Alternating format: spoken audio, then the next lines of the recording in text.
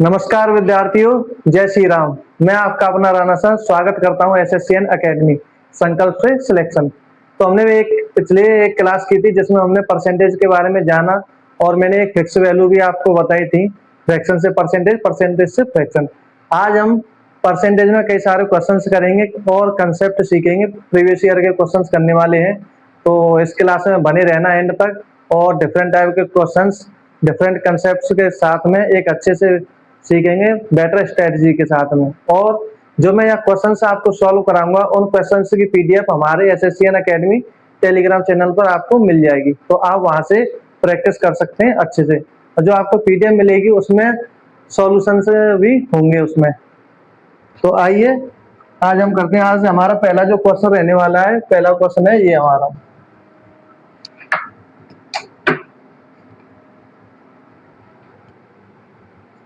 144% का वर्गमूल क्या है। अगर क्लास में ऐसा एग्जाम में हमारा ऐसा अगर क्वेश्चन आपको देखने को मिलता है तो इसमें जो फ्रेशर स्टूडेंट होते हैं वो गलती कर देते हैं कि इसका जो आंसर, जो विकल्प दिए होते हैं वो परसेंटेज में दिए होते हैं और हम फ्रैक्शन में निकाल के उसका आंसर जल्दी में टिक कराते हैं। वो हमें गलती नहीं करनी है यहाँ पे।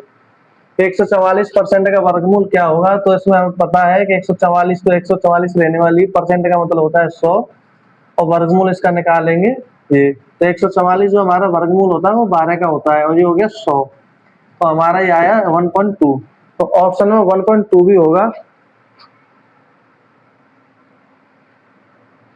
लेकिन परसेंट में जो हमें 1.2 भी होगा, जो हमें इसमें ऑप्शन दिए होंगे वो परसेंटेज में दिए होंगे, तो उन्हें कैसे करना है वो मैं आपको बताऊंगा। कि अगर परसेंटेज में ऑप्शन दिए हो तो हम 100 से मल्टीप्लाई करके 120 इसका आंसर लगाएंगे, ना कि 1.2। तो दूसरा हमारा क्वेश्चन है, तो क्वेश्चन ये है, जो ये दूसरा क्वेश्चन आ रहा है इस टाइप का क्वेश्चन आपको किसी ना किसी एग्जाम में देखने को मिल जाएगा। जो भी एग्जाम हमारे होते हैं मल्टीपल शिफ्ट में होते हैं, तो किसी ना किसी शिफ्ट में 100% आता ही आता है। कि जैसे एक टोकरी है, टोकरी में सेब और नाशपाती का जो अनुपात है, सेब और नाशपाती का अनुपात, वो अनुपात दिया है 5:8। टोकरी में नाशपातियों का प्रतिशत पूछ ले या सेब का प्रतिशत पूछ ले तो कैसे निकालेंगे। तो टोकरी में नाशपाती का प्रतिशत, तो टोकरी में सेब और नाशपाती का अनुपात 5:8 है। तो कुल जो हमारे फल है उसमें वो कितने हो जाएंगे, 13। और हमें पूछा क्या है, नाशपाती। अगर हमें नाशपाती पूछा है तो ऊपर नाशपाती लेंगे, अगर हमसे सेब पूछा जाए तो सेब लेंगे ऊपर, क्योंकि जो परसेंटेज में जो वैल्यू होती है वो नीचे आती है टोटल वैल्यू और ऊपर वो वैल्यू आती है जिस पर हम कैलकुलेट करनी होती है हमें। जैसे हमें यहाँ क्वेश्चन में दिया है कि नाशपाती का प्रतिशत क्या रहेगा, तो नाशपाती का प्रतिशत रहेगा 8/13।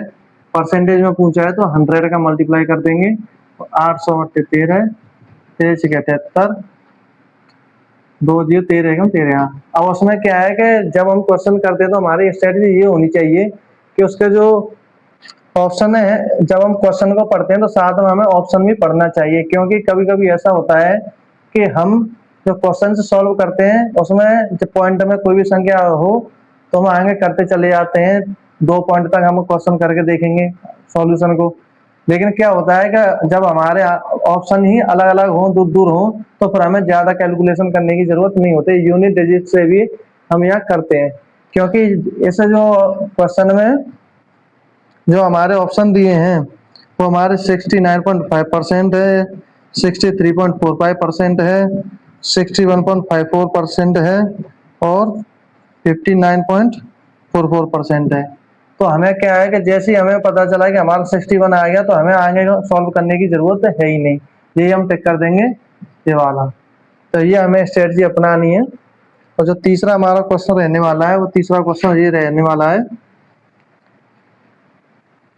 91.6% ऑफ 640 प्लस 136% ऑफ 916। अगर एग्जाम में ऐसा क्वेश्चन आपको देखने को मिले तो इसमें पैनिक बिल्कुल भी नहीं होना है, क्योंकि इसमें जो हमारा कंसेप्ट लगेगा वो कंसेप्ट लगेगा A इंटू बी बराबर सॉरी A% इंटू बी बराबर होगा हमारा A into b percent. Percent हमारा यहाँ लगा हो या परसेंट हमारा यहाँ लगा हो, बात एक ही है। जैसे एक उदाहरण से हम यहाँ पर समझते हैं कि 100 का 20%, या हम इसे ऐसे लिख लें 100% का 20। तो इसे हम सॉल्व करेंगे 100 का 20%, तो 100 इंटू 20/100, तो हमारा आंसर आया 20। और इसमें करेंगे 100/100 इंटू 20, तो ये आंसर आया 20। तो ऐसे क्वेश्चन में हमें पैनिक बिल्कुल भी नहीं होना है, या हमें परसेंट यहाँ दे दे या यहाँ दे दे, मल्टीपल में बात एक ही होती है।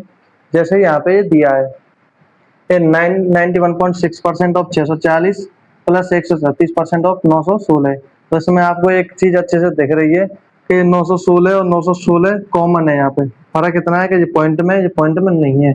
तो हम क्या करेंगे, इसको इसमें पहले पॉइंट को हटा देंगे, और जब हम इसको पॉइंट हटाएंगे तो ये हो जाएगी 916/10 इंटू 640 प्लस परसेंट यहाँ लिख लेते हैं, प्लस 136% इंटू 916। अब इसमें क्या करेंगे, एक जीरो से एक जीरो यहाँ कट जाएगी, 916 यहाँ, 916 यहाँ, तो यहाँ ले लेंगे हम कॉमन 916 64 प्लस 136%, 916 इंटू 200%। 200% का मतलब हो गया 100, 100 से, और ये 916 का मल्टीप्लाई 2 करेंगे तो 1832। ये हमारा आंसर है। ये हमारे 3 क्वेश्चन हो गए। धीरे धीरे हम इसका लेवल बढ़ाएंगे, और क्योंकि यूपी पुलिस का एग्जाम भी हमारे पास में, तो क्विक रिवीजन भी करना है हमें। तो ऐसे हमें इन क्वेश्चन के माध्यम से हम अपना क्विक रिवीजन भी कर पाएंगे और प्रैक्टिस भी कर पाएंगे और बहुत सारे कंसेप्ट भी सीख पाएंगे। और ये जो क्वेश्चन के सॉल्यूशन है ये आपको पीडीएफ में मिल जाएंगे। चाहो तो आप इनका स्क्रीनशॉट भी ले सकते हो, और पीडीएफ में तो आपको मिलने वाले ही हैं, जिससे आप वहाँ प्रैक्टिस कर सको अच्छे से। अब हमारा चौथा क्वेश्चन आएगा।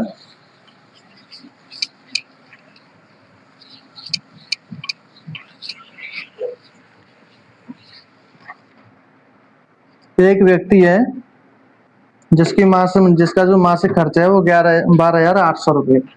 ये हमारा चौथा क्वेश्चन है।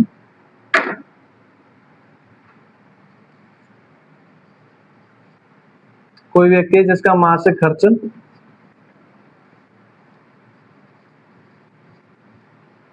12,800 रुपये। एक व्यक्ति है जो एक महीने में 12,800 रुपये खर्च करता है, जिसका जो व्यक्ति भी एक महीने 12,800 रुपये खर्च करता था, अब प्रेजेंट वो कर रहा है 11,712 रुपये खर्च। अब इसमें ये पूछा गया है कि उसका जो मासिक खर्च है, उसके खर्चे में जो कमी आई है वो कितने प्रतिशत आई है। तो अभी ये हमारे बेसिक सवाल चल रहे हैं, लेकिन धीरे धीरे हम लेवल बढ़ाएंगे। आप आगे बने रहना इसमें, आप देखना लेवल कैसे बढ़ेगा। जब किसी व्यक्ति का मासिक खर्च 12,800 से 11,712 रुपये हो गया है, तो जाहिर सी बात है इसमें कमी हुई है, और कमी परसेंटेज पूछे, तो परसेंटेज में कमी निकालने के लिए पहले हमें ये देखना होगा कि एक्चुअल में कमी कितनी हुई है। तो 12,800 में से 712 माइनस कर देंगे, 1,088। अब इन क्वेश्चन को हम सॉल्व करते हैं तो इसमें ये करते हैं कि जो सैलरी खर्चे में जो कमी हुई है वो हुई है हमारी 1,088। 1,088 जो हमारी कमी हुई है वो कितने पर हुई है, 12,800 पे, और इसका निकाला गया परसेंट। नीचे वो संख्या आती है जिस पर कैलकुलेशन करनी होती है, ऊपर वो संख्या आती है जो हमसे पूछा जाता है। इंटू 100 का मल्टीप्लाई कर देंगे तो हमारा परसेंटेज में आ जाएगा। 2 जीरो से 2 जीरो गई, 4 दूनी 8, 4 3 12, 4 दूनी 32, 4 से 4 दूनी 8, 4 7 4 दूनी ये 272, ये 4 से 4 8 32, ये 4 से 24, 4 8 32 68, यानी कि ये आ गया 68/8, 64, 48, 8.5%। जो व्यक्ति है जो पहले 12,800 रुपये खर्च करता था एक महीने में, और उसका खर्च 11,712 रुपये है, तो उसकी जो कमी आई है खर्चे में वो 8.5% की कमी आई है। अब हमारा पांचवा क्वेश्चन,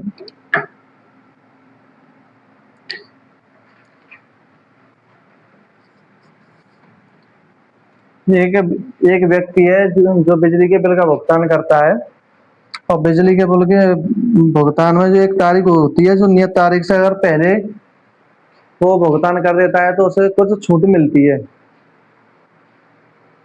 जो छूट मिलेगी, मतलब ये क्वेश्चन की जो भाषा है, जो लैंग्वेज है वो ऐसी है। लैंग्वेज तो बड़ी है इसकी, लेकिन समझने अगर इसे समझे तो ये छोटा क्वेश्चन है अपने आप में, लेकिन ये भ्रमित करने वाला क्वेश्चन है। मैं आपको बता देता हूँ। यदि बिजली बिल का भुगतान नियत तारीख से पहले किया जाता है तो बिल की राशि पर 13% की कटौती की जाती है।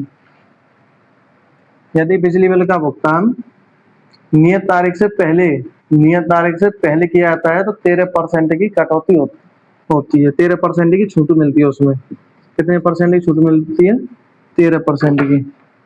और एक व्यक्ति है, उसने बिजली का बिल का जो भुगतान है वो नियत तारीख से पहले कर दिया, और उसे जो छूट दी है वो छूट दी है 260 रुपये, 260.39 रुपये। अब इसमें क्वेश्चन में ये पूछा है कि उसके बिजली बिल की राशि कितनी थी। यहाँ बिजली बिल का भुगतान आपको दे दिया है। इसमें क्वेश्चन में ये कह रहा है कि यदि नियत तारीख से पहले बिजली बिल का भुगतान किया जाता है तो उसमें 13% की छूट होगी। एक व्यक्ति है रवि, उसने बिजली बिल का भुगतान नियत तारीख से पहले कर दिया है, और उसे जो छूट मिली है वो 260.39 रुपये मिली है। तो जो बिजली के बिल की जो राशि थी वो कितनी थी। तो इस प्रकार के क्वेश्चन में कैसे करते हैं। 13% की छूट है नियत तारीख से पहले, और छूट एक्चुअल में मिली कितनी है? 260.39 रुपये। यानी जो 13% की जो वैल्यू दी है आपको 260.39 है, तो 1% की वैल्यू क्या रहेगी? 1% की वैल्यू होगी 260.39/13। और बिजली के बिल की जो राशि इसमें पूछी है, तो कोई मैंने शुरुआत में जब हम परसेंटेज की शुरुआत कर रहे थे तो मैंने बोला था कि हर चीज अपने आप में 100% होती है। और मैंने ये भी कहा था उस वीडियो में कि इस चीज का मैं ये जो मैं शब्द बोल रहा हूँ अपने क्लास में क्वेश्चन करते समय मैं ये रिपीट भी करूंगा। तो ये रिपीट अब यहाँ पे आ गया हमारा कि बिजली के बिल की जो राशि पूछी है वो भी अपने आप में 100% रही होगी। तो 1% की वैल्यू हमारे पास 260.39/13 है। तो 100 की वैल्यू क्या रहेगी? तो 100 का मल्टीप्लाई कर देंगे इसमें। 13×2 = 26। ये 13 से कट जाएगा 2020.03 बार। 100 का गुणा कर देंगे इसमें, तो आंसर आएगा आपका 2003। यानी कि जो बिजली के बिल की जो राशि थी वो 2003 थी। छठवां क्वेश्चन हमारा ये है। एक कंप्यूटर की कीमत है जिसकी कीमत है 34,000 रुपये। 17% की कमी के बाद कंप्यूटर की कीमत क्या होगी? एक कंप्यूटर की कीमत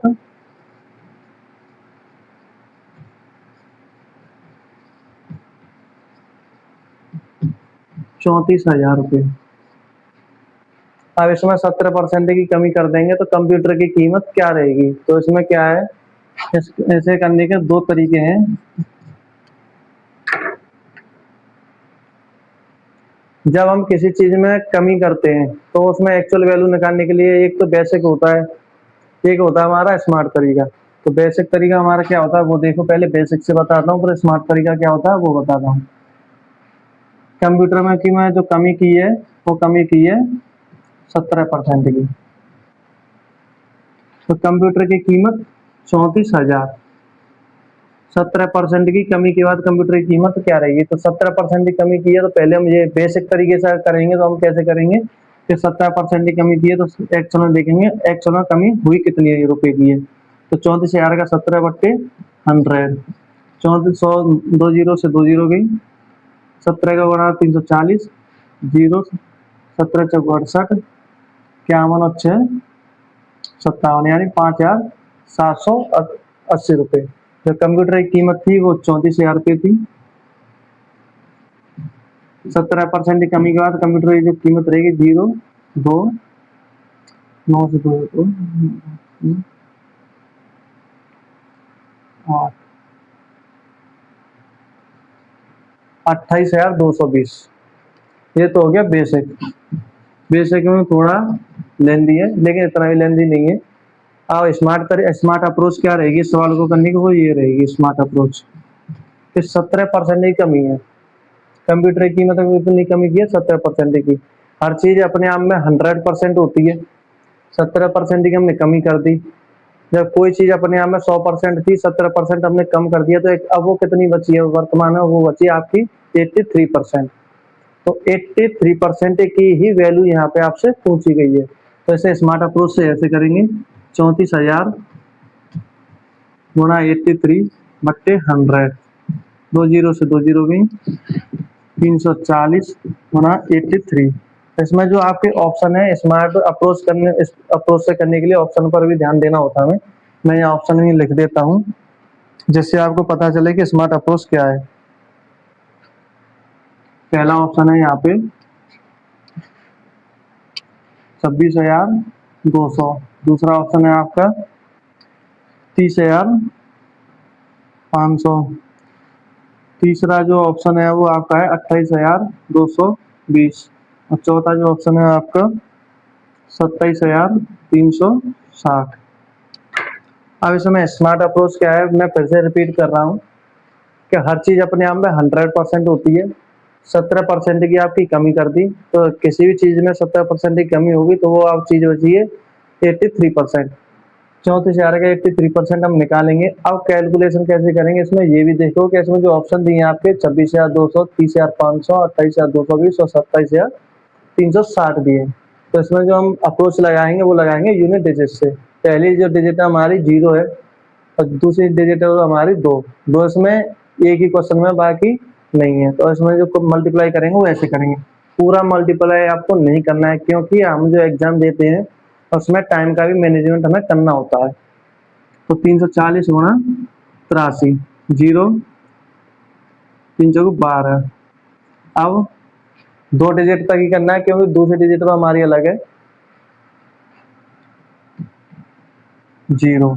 अब इनको जोड़ेंगे 0 2 2 या 20 हमारी कहाँ पर मिल रही है, यहाँ पे। जब 20 हमारी यहाँ पर मिल रही है तो ये हमारा आंसर हो जाएगा। ज्यादा कैलकुलेशन हमें नहीं करनी है। इस तरीके से हम स्मार्ट अप्रोच करेंगे, ऐसे हम कैलकुलेशन करेंगे और यूनिट डिजिट से हम जल्दी आंसर निकालेंगे और अपने क्वेश्चन को आगे बढ़ जाएंगे। तो साथ हमारा जो क्वेश्चन रहने वाला है वो क्वेश्चन है दो संख्याओं का योग। दो संख्याएं, दो संख्याओं का योग दिया है आपको 5635।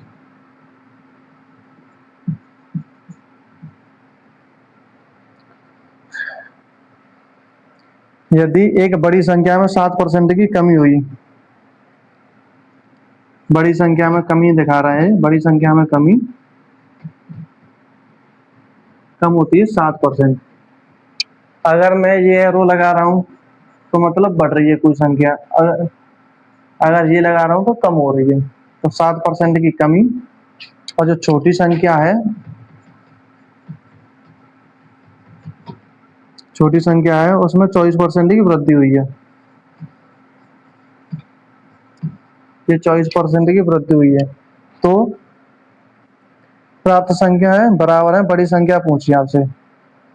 इसमें जो आपके ऑप्शन दिए हैं 3220, 3200 ऑप्शन भी मैं यहाँ लिख देता हूँ 3220।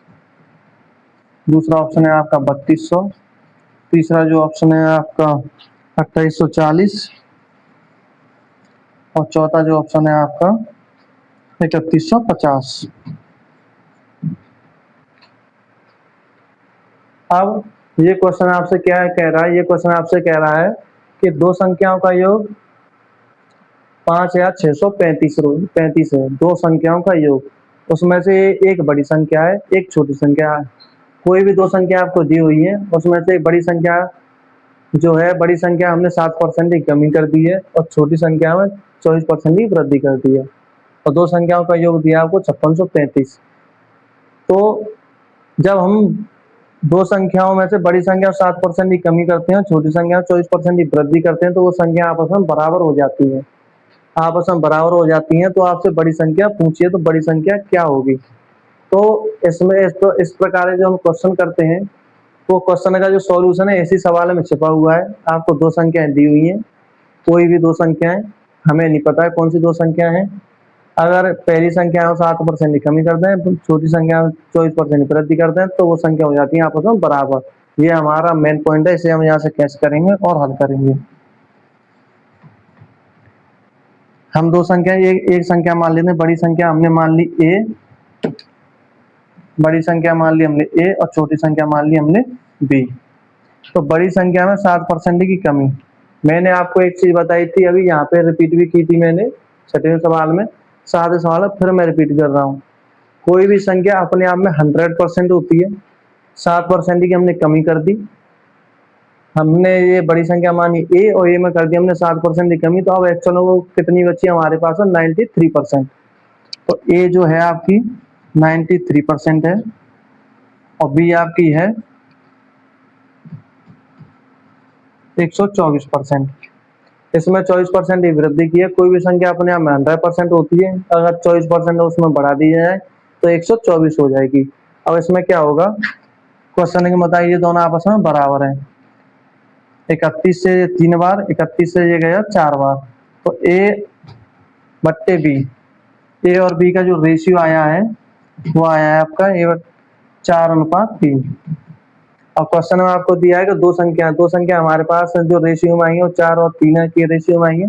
दोनों संख्याओं को ये 56 से 35 दिया है, और दोनों संख्याओं को 56 से 35 है तो इनको जोड़ देंगे तो मतलब 7 का जो रेशियो मान दिया आपको 56 से 35 है, तो एक का मान क्या रहेगा आपका, एक का मान रहने वाला है 56 35 805। और आपसे पूछे बड़ी संख्या, बड़ी संख्या हमारी क्या है, बड़ी संख्या हमारी ए की वैल्यू आई है हमारे पास 4, तो 4 का इसमें कर देंगे मल्टीप्लाई, ये हो जाएगा 20, और 20 आपको किसमें दिया है यहाँ पे 4 पन्ना 20, 20 आपको दिया है यहाँ, तो पूरा आपको सॉल्व नहीं करना है और यही आपका आंसर हो जाएगा 3220। तो ऐसे हम इन सवालों को करेंगे और धीरे धीरे हम अपना लेवल बढ़ाते जाएंगे और आगे बढ़ेंगे। चाहे तो आप इसका स्क्रीनशॉट ले सकते हो, पीडीएफ में तो आपको मिलने वाला है इसका फोटो।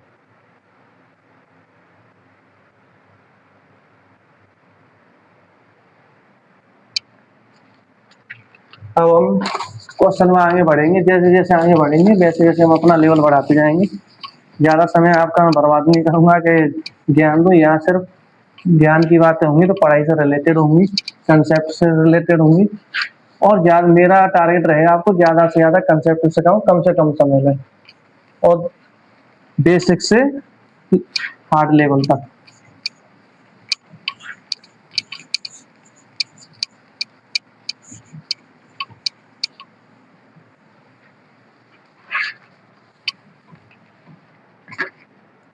और जो मैंने पिछली क्लास में आपको दी थी फ्रैक्शन वैल्यू, वो भी आप याद कर लेना, वो आपके बहुत काम आएंगी। वो याद नहीं की तो हमारा समय जो है ज़्यादा लगेगा क्वेश्चन को करने में। अब 8वां जो सवाल है आपका, वो सवाल है आपका, किसी परीक्षा में रोहन द्वारा प्राप्त अंक पवन से 36% कम है। ये जो आपका 8वां सवाल आ रहा है, ये भी मल्टीपल शिफ्ट में एग्जाम होते हैं तो किसी ना किसी एग्जाम में 100% आपको देखने को मिलेगा ये भी सवाल आपको। और ये जो सवाल है जो पहले आया है 2023 के बेस 11 में, यदि किसी परीक्षा में रोहन द्वारा प्राप्त अंक पवन से 36% कम है, रोहन द्वारा प्राप्त अंक, रोहन द्वारा प्राप्त अंक पवन द्वारा प्राप्त अंक से 36% कम है, पवन से 36% कम है, तो जाहिर सी बात है रोहन को मिलेंगे 100 तो पवन को मिले होंगे 136। मैंने बताया था कि कोई भी चीज होती है वो अपने आप में 100% होती है। पवन को अगर रोहन, पवन को 136 मिले तो रोहन को मिलेंगे 100, और हम ये 100 मान के ही क्वेश्चंस को करेंगे, तो 100 मान के ही क्वेश्चंस जल्दी से हो जाते हैं यहाँ पे। ये हमारी स्ट्रेटजी है। रोहन द्वारा प्राप्त अंक पवन द्वारा प्राप्त अंक से 36% कम है, तो क्वेश्चन में दिया है आपके तो पवन द्वारा प्राप्त अंक रोहन द्वारा प्राप्त अंकों से कितने परसेंट अधिक है? तो पवन द्वारा प्राप्त अंक जो रोहन द्वारा प्राप्त अंक से कितने परसेंट अधिक है? तो यहाँ ये कैसे रहेगी, मैंने आपको शुरुआत में बताया था कि जब भी हमें कैलकुलेशन करनी होती है तो हम कैलकुलेशन करते हैं कि जो हमें दिया होता है उस पर पवन द्वारा जो प्राप्त अंक हैं वो 36 अधिक है, 36 अधिक है। किसको पूछ रहा है हमें? पवन द्वारा प्राप्त अंक रोहन द्वारा प्राप्त अंक से कितने अधिक है?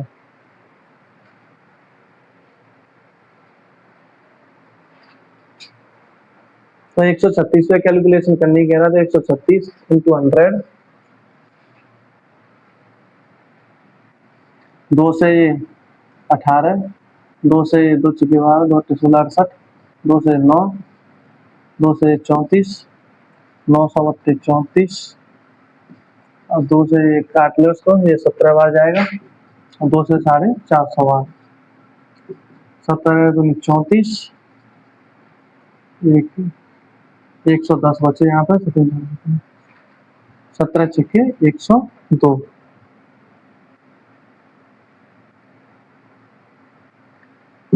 यहीं तक हमें कैलकुलेशन करनी, क्योंकि मैं आपको यहाँ उदाहरण उसके ऑप्शन बता देता हूँ। स्मार्ट अप्रोच तो यही रहती है, जब आप क्वेश्चन को पढ़ें तो क्वेश्चन के साथ आप ऑप्शन को जरूर देखें, क्योंकि वहां से हम अपना समय बचा पाते हैं। जैसे अब हम यहाँ कैलकुलेशन कर रहे हैं, अब हम यहाँ आगे बढ़ते चले जाएं 2 अंक तक, तो कहीं ना कहीं हमें समय लगेगा। अगर हमें ऑप्शन मिल रहे हैं देखने को कि दूर दूर ऑप्शन है, तो फिर हमें कैलकुलेशन ज़्यादा करनी भी नहीं है। इसमें आपके जो ऑप्शन दिए हैं वो ऑप्शन है 26.47, 63.25, 26.47%, 53.25%, 63.25%, 56.25 और 52.47, 56.25% और 52.47%।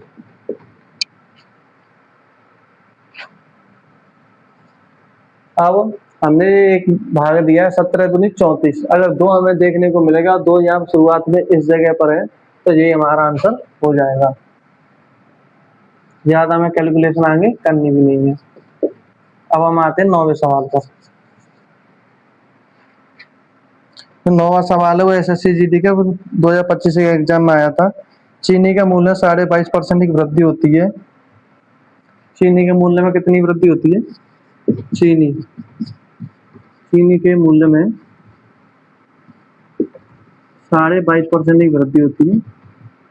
ये वृद्धि हो गई, ये जो मार्क है वृद्धि का लगाया है मैंने।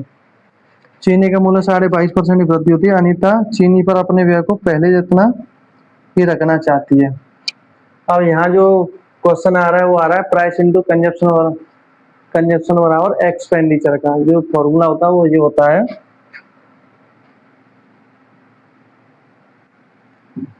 P इंटू सी बराबर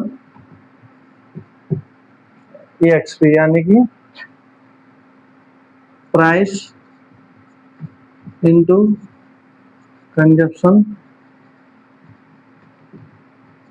बराबर एक्सपेंडिचर।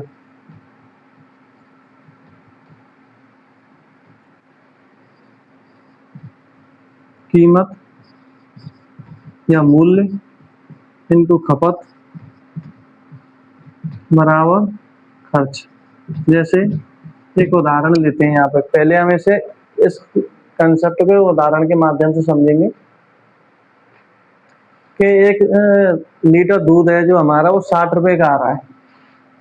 60 रुपए हमारा लीटर दूध है। 2 लीटर दूध हम लेते हैं तो उसका जो खर्च रहेगा वो खर्च कितना रहेगा? 120। कैसे हमने लगाया कि उसकी प्राइस जो है हमारी प्राइस वो 60 है, खपत जो है हमारी वो 2 है, 60 इंटू 2, और जो खर्चा हमारा आ रहा है 120। ठीक, अगर दूध के मूल्य में कीमत 10 रुपए की बढ़ा दें, हम दूध की कीमत कर दें 70 और 2 लीटर ले रहे हैं, तो जब दूध की कीमत बढ़ी तो खर्चा भी बढ़ेगा। अगर दूध की कीमत हम 50 कर दें, 50 इंटू 2 तो 100। दूध की कीमत घटी तो खर्चा भी घटा हमारा, तो इसी कंसेप्ट पे हमारे ये क्वेश्चन है जो आगे आ रहे हैं। ये जो क्वेश्चन दिए आपको, ये एसएससी जीडी के 2025 क्वेश्चन में पेपर में आया था, जो इसे हम यहाँ सॉल्व करेंगे। ये आपको याद रखना है, प्राइस इनटू कंजप्शन बराबर एक्सपेंडिचर।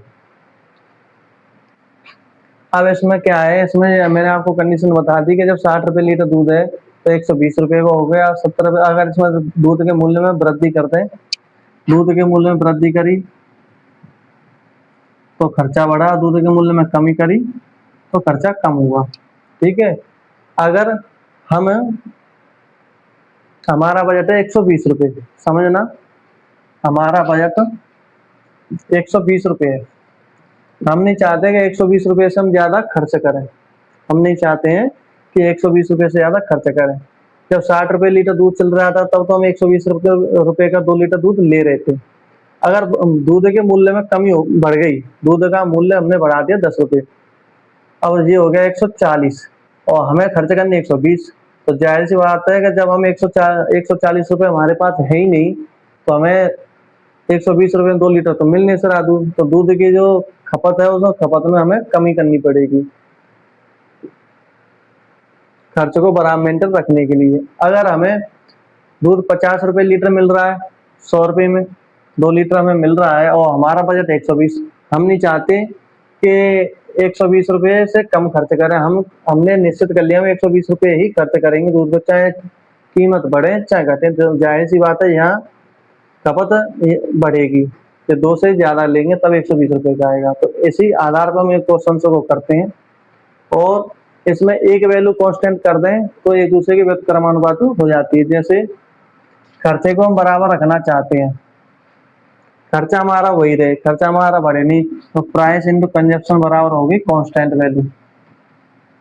और इतना तो आप पढ़े ही हैं, जब आप कोई रिवीजन कर रहे हैं, पीवाईक्यू कर रहे हैं, तो इतना तो आपको पता है, जब कोई भी दो चीजें मल्टीपल में हो, कांस्टेंट में हो, तो एक दूसरे के व्युत्क्रमानुपाती हो जाती हैं।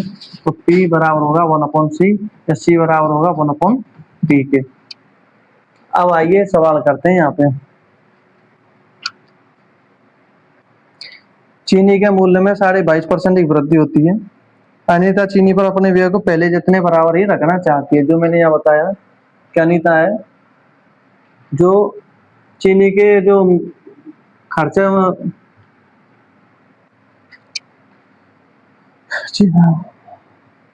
अनीता चीनी पर अपने व्यय को पहले जितना ही रखना चाहती है, यानी कि चीनी के मूल्य में 22.5% की वृद्धि हो गई, लेकिन अनीता चाहती है कि जितने रुपए की वो चीनी खरीद रही थी अभी भी वो उतने ही रुपए की चीनी खरीदे, यानी कि जो उसका खर्चा है, एक्सपेंडिचर है, वो कांस्टेंट है, वो पहले के बराबर ही खर्चा करना चाह रही है। तो इस सवाल में ये पूछा है आपसे, उसे चीनी की खपत में कितने प्रतिशत की कमी करनी चाहिए। चीनी की खपत यानी कंजप्शन में कितने परसेंट की कमी करनी चाहिए, आपसे सवाल में पूछा है। और इसके जो ऑप्शन दिए हैं आपको, वो ऑप्शन दिए हैं 19.24%,